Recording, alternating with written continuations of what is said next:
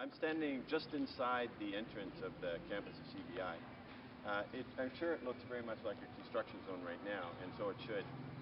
Right behind me in the background, you will see the building of the new expansion of the CBI facilities, just nearing completion.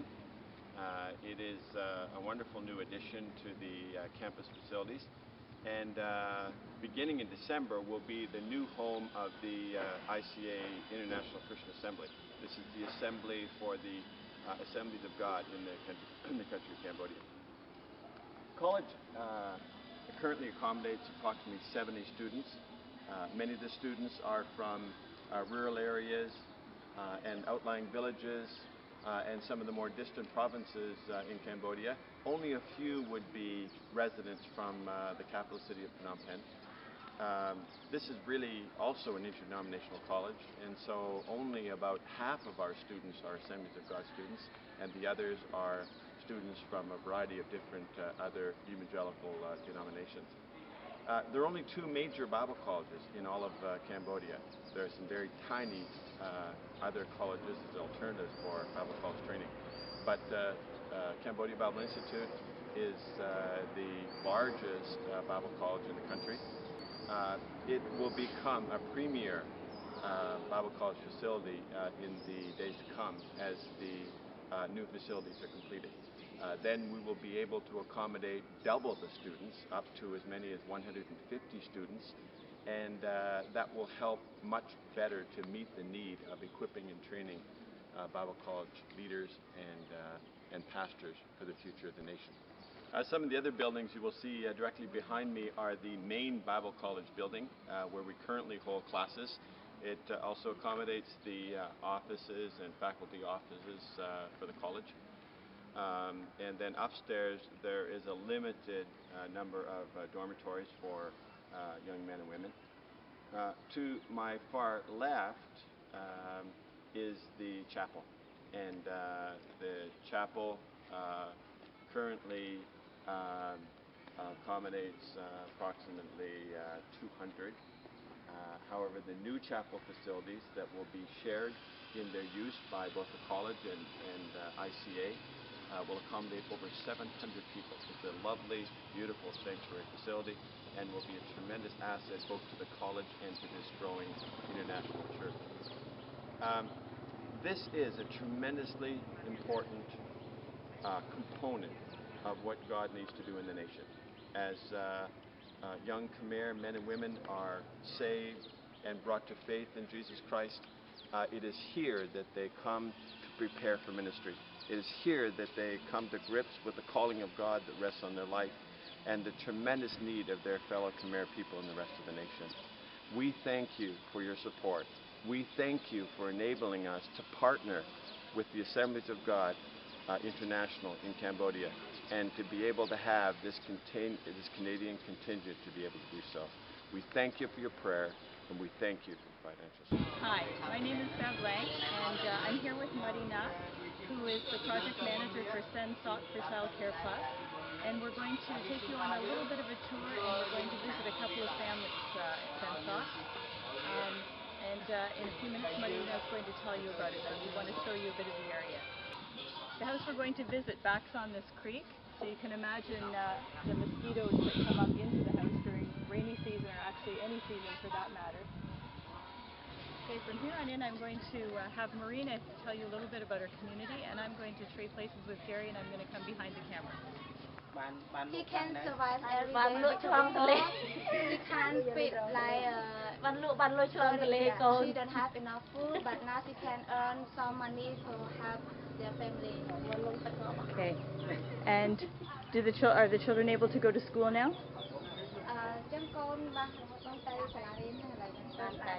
Yes.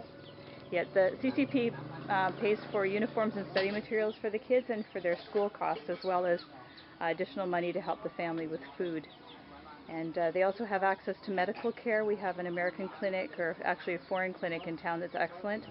And we have a contract with them, and they'll see our CCP families for very little. We've also just made arrangements for dentistry for these kids, so we'll be piling them into a van at some point soon and getting them into a dentist for checkups. Okay, this is the road from the Put's house. We're going to head back over to the church. Just wanted to give you an idea of how things look around here. Hello. And the community, how they live.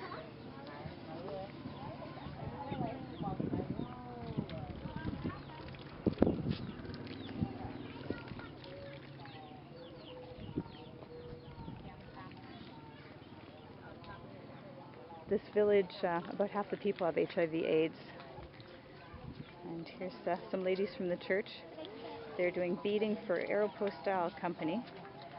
They're sewing beads on the top, so maybe some of the ladies, some of the girls in the crowd, you'll see these shirts in the stores probably in maybe about a few weeks or a month. And here's how babies sleep here. Can you imagine how comfortable that is? And sometimes they'll tie a string onto the edge of the hammock, and then if they're working they can just rock the baby from afar. It's rainy season, so you can see the mud. So 6 months rainy season. The water rises and everything here turns to mud.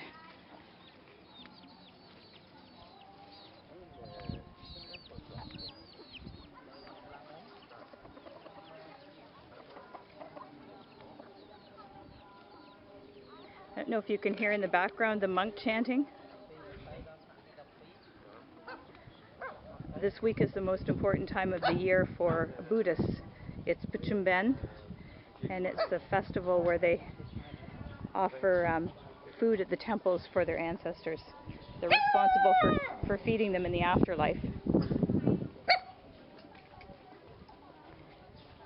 So you can see that the state of a lot of these houses we wouldn't camp in.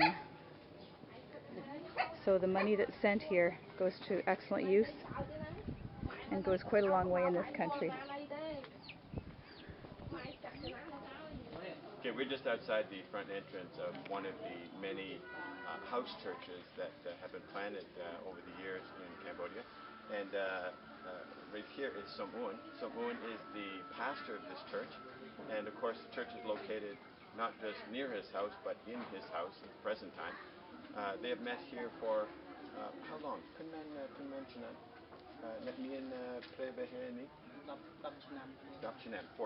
the past 10 years, their church has met here.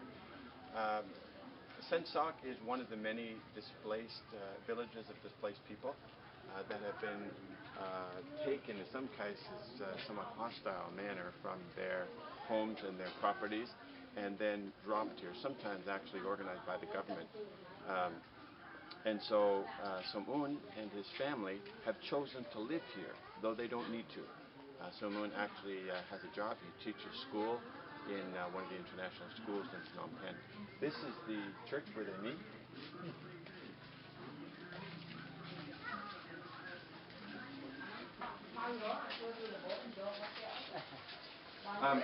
Somun, let me in Phnom Menu.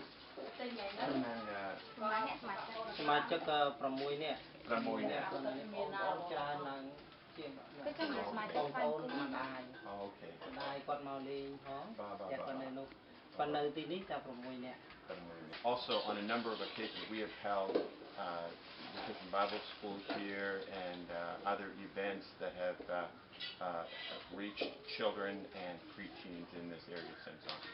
I'm going to take you now just down the road to the new location of the proposed site of the new church building for Sen Sok.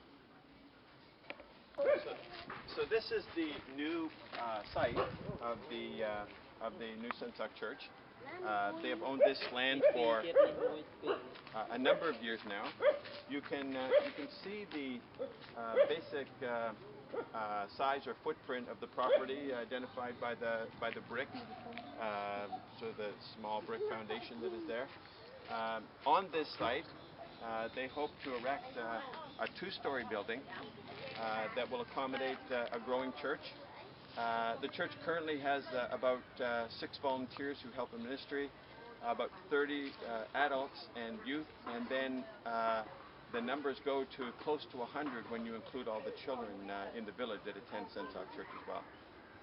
surprisingly, Pastor Shamun has informed me that you can build a church on this property for as little as about $12,000. It always amazes me how far a little bit goes here in Cambodia.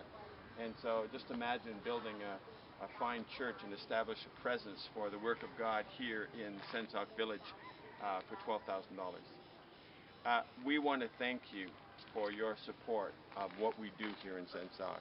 Sen Sac is very near and dear to our heart. We've come to love and appreciate the people that are here in this village, and of course people like Pastor Samun and his family, and Marina, who helps to manage the CC program here in Sen Sac.